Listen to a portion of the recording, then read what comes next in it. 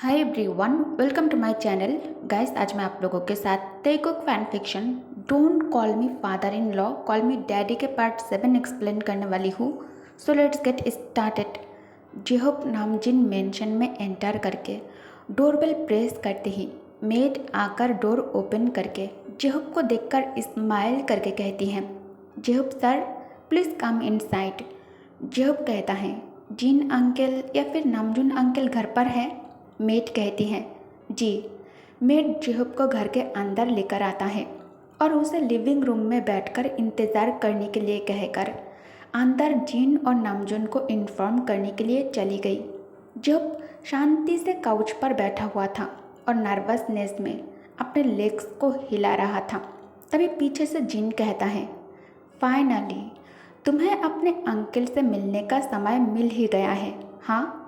जेहोब charming smile के साथ कहता है, सॉरी जीनू अंकल, वो मैं स्टडी को लेकर कुछ ज़्यादा ही बिजी था, इसलिए मैं आपसे मिलने नहीं आ पाया।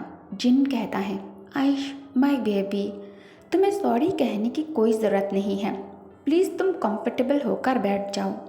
मेड जल्दी मेरे नेफ्यू के लिए कॉफ़ी और स्नैक्स लेकर आओ। मेड जिन के बात पर नोट कर वहाँ से चली जाती है किचन के तरफ। जेहोब कहता है, अंकल मुझे कुछ नहीं चाहिए, प्लीज़ आप रिलैक्स हो जाएं। मुझे किसी चीज़ की ज़रूरत नहीं है, मैं यहाँ एक इम्पॉर्टेंट काम से आया हूँ। जिन कहता है, जेहोब क्या बात है, कोई सीरियस बात है? तुम्हारा वॉइस मुझे पहले की तरह चेयरफुल नहीं लग रहा है। जेहोब आहे भरकर कहता है, हाँ सब ठीक है। जिन कहता है, ठीक है तो फिर कहो तुम क्या कहना चाहते हो? जेहोब कहता है, अंकल बात बहुत प्राइवेट है, क्या हम कहीं दूसरे प्लेस में जाकर बात कर सकते हैं प्लीज़? जिन कहता है, ओके नो प्रॉब्लम, चलो हम दोनों चलकर मेरे लाइब्रेरी में जाकर बात करते हैं, वहाँ मेरे अलावा और कोई नहीं जाता, रूम भी साउंड प्रूफ है। जेहोब काउच पर से उठकर जिन को फॉलो करते हुए लाइब्रेरी में आ जाता है। दोनों लाइब्रेरी के अंदर आकर सोफे पर बैठ जाता है। जिन कहता है, नाउ टेल मी, मैटर क्या है? जेहोब कहता है, आज मैं गलती से हमारे मेंशन की किसी ऐसे हिस्से में चला गया था जहाँ जाना मना है और वहाँ से मुझे ए मिला। जेहोब मोबाइल की स्क्रीन जिन के तरफ घुमा देता है। जेहोब जिन को एक एक करके सभी तस्वीर शो करता है। जिन पिक्चर देखकर गहरी सांस छोड़ता है। जेहोब कहता है, अंकल मुझे लगता है डैड मुझसे कुछ छुपा रहा है जो डैड के बारे में है। मैं उनका बेटा हूँ और मुझे पूरा हक है अपने डैड के बारे में जानने का। प्लीज़ टेल मी, सच में डैड के पास्ट लाइफ के बारे में मैं जानना चाहता हूँ। Uncle please tell me. Jin कहता है, मुझे पता था एक दिन ऐसा ज़रूर आएगा जब तुम इस बारे में मुझसे जानना चाहोगे, इसलिए तुमने जब मुझे एक तस्वीर दिखाई मुझे ज़रा भी हैरानी नहीं हुई, मैं बिल्कुल सरप्राइज नहीं हुआ। मुझे लगता है अब समय आ गया है तुम्हें सब कुछ सच सच बताने का।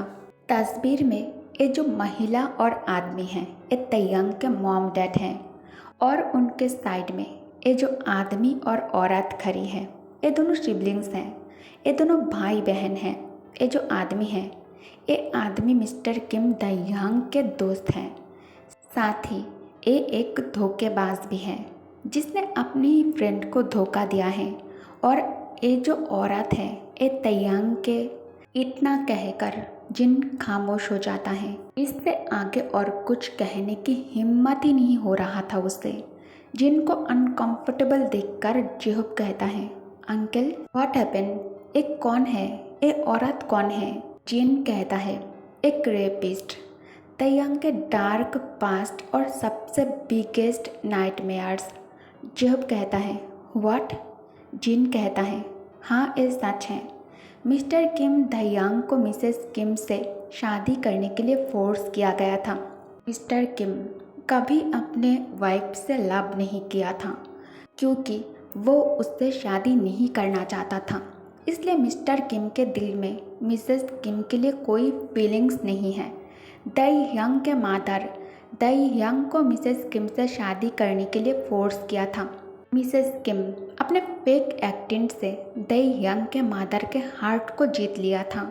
दई यंग हमेशा मिसेस किम को लेकर ऐसा फील करता था, मिसेस किम सबके साथ जैसा है एक्चुअल में वो ऐसा नहीं है।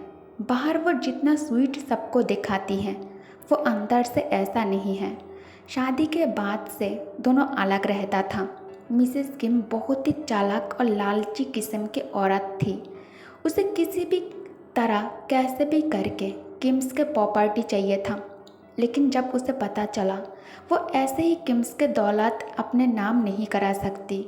अगर उसे किम्स के प्रॉपर्टी और सारे दौलत अपने नाम करानी है तो उसे चाइल्ड देना होगा। इसलिए उसने एक प्लान बनाया। मिस्टर किम को बार और क्लब में जाने की आदत था। इसी का फायदा उठाकर मिसेस किम अपने किसी आदमी से कहकर मिस्टर किम के ड्रिंक्स में नशीली दवा मिक्स करने के लिए कह दिया था। एक दिन मिस्टर किम बार में जाकर ड्रिंक करके नशे में टल्ली होकर मेंशन लौट आया था। मिसेस किम लिविंग रूम में बैठकर दयंग के लिए वेट कर रही थी। गार्ड्स मिस्टर किम को सहारा देकर लिविंग रूम के अंदर लेकर आया था। मिसेस किम गार्ड से मिस्टर किम को अपने कमरे में ले जाने के लिए कहा। गार्ड्स मिस्टर किम को मिसेस किम के कमरे में ले जाकर उसे बिस्तर पर लिटाकर कमरे से बाहर निकल गया था। गार्ड के चले जाने के बाद मिसेस किम कमरे के अंदर एंटर कर डोर अंदर से लॉक कर खुद ही अपने कपड़े उतारना शुरू कर दिया था। उसके बाद वो अपने नंगे शरीर के साथ बिस्तर पर चढ़ गया और मिस्टर किम के बगल में जाकर लेट गया। मिस्टर किम बहुत ही ज़्यादा नशे में था और एक आदमी नशे में होने के बाद क्या क्या कर सकता है ये तुम्हें पता ही होगा, खास कर तब जब बगल में खूबसूरत लेडी हो, वो भी बिना कपड़ों के। मिसेस किम मिस्टर किम को सिड्यूस करने का एक भी मौका नहीं छोड़ा था। मिसेस किम मिस्टर किम के शरीर से सभी कपड़े को निकालकर अपने पति के नशे में होने का फ़ायदा उठाकर उनके साथ शारीरिक संपर्क बनाती हैं ताकि वो प्रेग्नेंट हो सके। सब कुछ उसने खुद किया। लेकिन नेक्स्ट डे जब मिस्टर किम को होश आया, मिसेस किम उनके सामने ऐसा एक्ट करती हैं जैसे उसके साथ बहुत ही ज़्यादा गलत हुआ है। मिस्टर किम ड्रंक होकर उसके साथ ज़बरदस्ती की है। मिसेस किम को रोते हुए देखकर मिस्टर किम को पहले तो ये समझ में नहीं आ रहा था कि वो रो क्यों रही है, और दूसरा वो इस वक्त मिसेस किम के कमरे में क्या कर रहा है। मिस्टर किम बिस्तर पर उठकर बैठ जाता है। जब वो बिस्तर से नीचे उतरने की कोशिश की तब खुद को बिना कपड़ों के देखकर चौंक जाता है। मिस्टर किम तुरंत कमरे के आसपास नजरें घुमा लेता है। फ्लोर पर अपने और किसी वुमेन की क्लोथ देखकर आंखें बड़ी कर लेता है।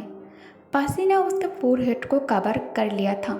मिस्टर किम कमरे के दाएं तरफ देखकर और भी ज़्यादा चौंक जाता है। मिसेस किम खुद को बिस्तर की चादर से लपेट कर बैठा हुआ था और बुरी तरह से रो रहा था। मिस्टर किम किसी भी हालत में इसे एक्सेप्ट नहीं कर पा रहा था।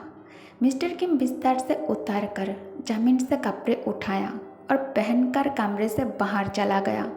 उसने एक बार के लिए भी मिसेस किम के तरफ मुड़कर नहीं देखा।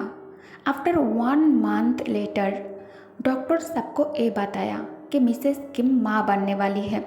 मिस्टर किम मिसेस किम से प्यार नहीं करता था, लेकिन अपने बच्चे के लिए मिस्टर किम अपने पति होने का साथ ही एक अच्छे फादर होने का हर फर्ज निभाया। 8 महीनों के बाद तयंग का जन्म हुआ।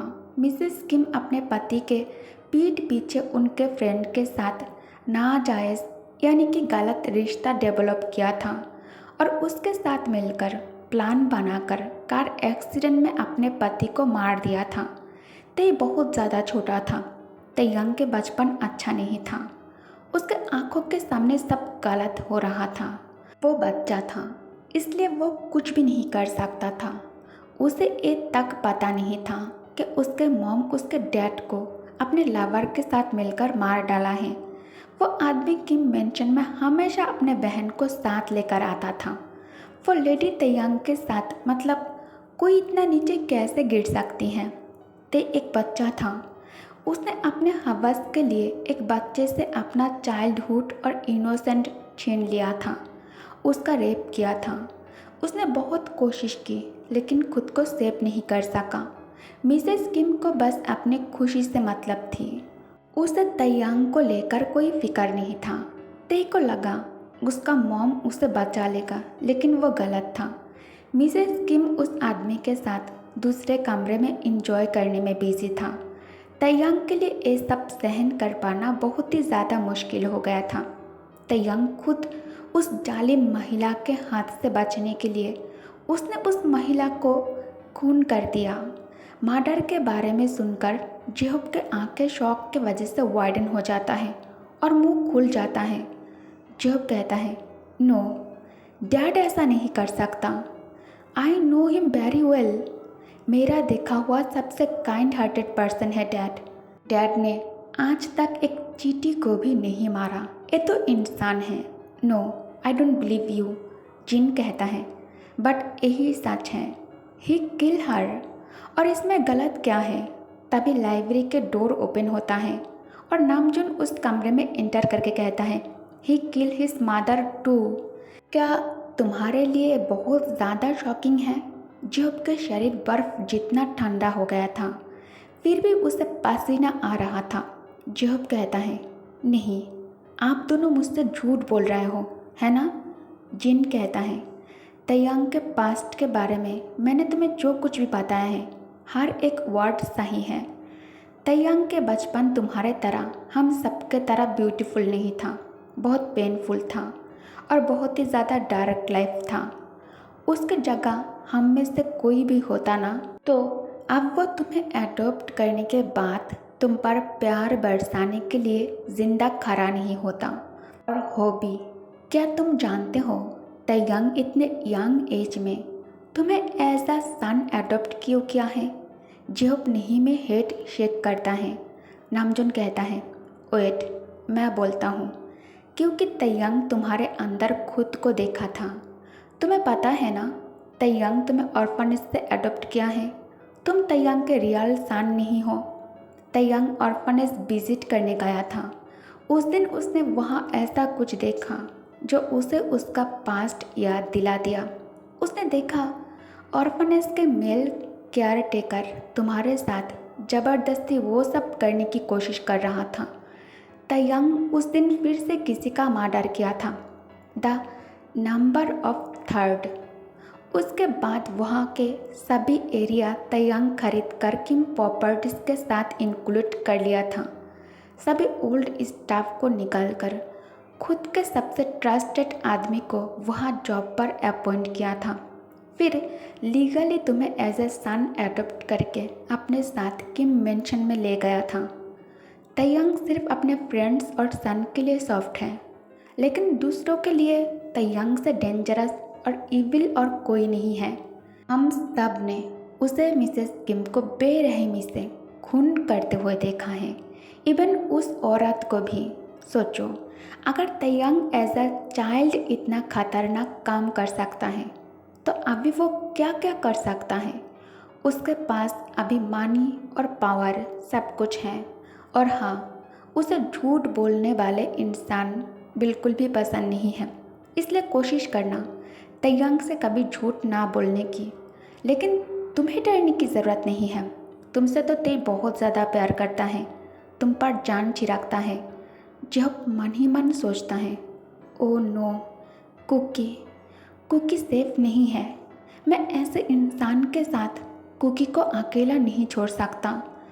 अगर डैड ने उसे भी मार दिया तो। दूसरी तरफ तयंग लिविंग रूम में बैठकर कॉफ़ी पीते हुए न्यूज़पेपर रीड कर रहा था। तभी जंगकुक वहाँ आ जाता है। जंगकुक आइस रैप कर धीरे से आइस ओपन कर तयंग की तरफ देखकर कहता है, तेई तेई। तयंग कहता है, तुम उठ गए? जंगकुक कहता है, आई एम हंग्री। तयंग कहता है, टेल मी, तुम क्या खाना चाहते हो? जंगकुक कहता है, स्वीट पैनकेक। तैयांग मेट को बुलाकर जंगकुक के लिए स्वीट पैनकेक बनाने के लिए ऑर्डर देता है। जंगकुक कहता है, नहीं, तुम नहीं, तेई मेरे लिए स्वीट पैनकेक बनाएगा। तैयांग कहता है, बट कुकी, मुझे एक इम्पॉर्टेंट काम है। जंगकुक कहता है, तो फिर मुझे कुछ नहीं चाहिए। ये कहकर जंगकुक अपना मुंह फुला लेता है। तैयांग कहता है, Jungkook look at me. Jungkook Taeyang के तरफ देख भी नहीं रहा था। तैयांग कुर्सी से उठकर सीधा किचन में आ जाता है। 15 मिनट के बाद तैयांग पैनकेक लाकर जंगकुक के सामने टेबल के ऊपर रख कर कहता है, ईट। जंगकुक तुरंत फेस ऊपर कर तैयांग के तरफ देखकर कहता है, क्या तुमने बनाया है ये? तैयांग कहता है, इससे पहले कि ये ठंडा हो जाए जल्दी से खा लो इसे। जंगकुक बनी स्माइल करके कहता है, मैं तुम्हारे हाथ से खाना चाहता हूँ। तैयांग कहता है, नाउ आई एम बिजी। फिर उसे याद आ जाता है, थोड़ी देर पहले तैयांग ने जब कहा कि वो बिजी है। जंगकुक ने अपना मुंह फुला लिया था। तैयांग कहता है, ओके कम हियर। जंगकुक अपनी कुर्सी से उठकर सीधा तैयांग के गोद में आकर बैठ जाता है। तैयांग इसके लिए प्रिपेयर नहीं था। अचानक जंगकुक उसके गोद में जाकर बैठ जाने से तैयांग स्टन रह जाता है। जंगकुक अपने सॉफ्ट और लिटिल हैंड से तैयांग के फेस को होल्ड करके कहता है, now you can feed me, okay? Taeyang कहता है, उतरो। जंगकुक कहता है, मतलब? तैयांग कहता है, मतलब कुर्सी पर जाकर बैठो, मैं इसमें कंफर्टेबल नहीं हूँ, इस तरह मैं तुम्हें नहीं खिला पाऊँगा। जंगकुक कहता है, लेकिन मैं तुम्हारे गोद में बैठकर ही खाना चाहता हूँ, यहाँ ज़्यादा कंफर्टेबल है। तैयांग ना चाहते हुए भी टेबल के ऊपर से प्लेट उठा लेता है, क्योंकि वो जंगकुक को नाराज़ नहीं करना चाहता, उसे सैड नहीं देख सकता, और जंगकुक को फीड कराने लगता है। जंगकुक 1 बाइट मुंह के अंदर लेकर आंखें बंद कर मुंह से आवाज़ करने लगता है। जंगकुक तैयांग का बनाया हुआ पैनकेक बहुत ही मज़े से खा रहा था और बहुत इंजॉय कर रहा था, लेकिन तैयांग के लिए सिचुएशन बहुत टफ बन गया था, क्योंकि कुकी हर बार हर निवाले के साथ मुँह से कराहने की आवाज़ निकाल रहा था। तैयांग तुरंत प्लेट टेबल के ऊपर रखकर कसकर अपने दोनों हाथों को मुट्ठी में बदल लेता है और दांत को पीस लेता है। जंगकुक तैयांग के जंघों पर बैठकर बहुत ही ज़्यादा हिल डुल रहा था। जंगकुक कहता है, तेई, तुम मुझे पैनकेक क्यों नहीं दे रहे हो? मुझे और चाहिए। तैयांग तुरंत उसे अपने गोद से उतारकर सोफे पर बिठाकर खड़े होकर कहता है, खाना तुम्हारे सामने रखा है, तुम अपने हाथों से खा लो, मुझे थोड़ा काम है। तैयांग लंबे कदमों से चलकर सीढ़ियों से ऊपर जाने लगता है। जंगकुक तैयांग को जाते हुए देखकर सैड पाउट बना लिया। जब कहता है, आई थिंक मुझे अभी चलना चाहिए, कुकी घर पर अकेला है। जिन कहता है, होबी, क्या तुम अपने ही डैड से डर रहे हो? Thanks for watching, bye bye.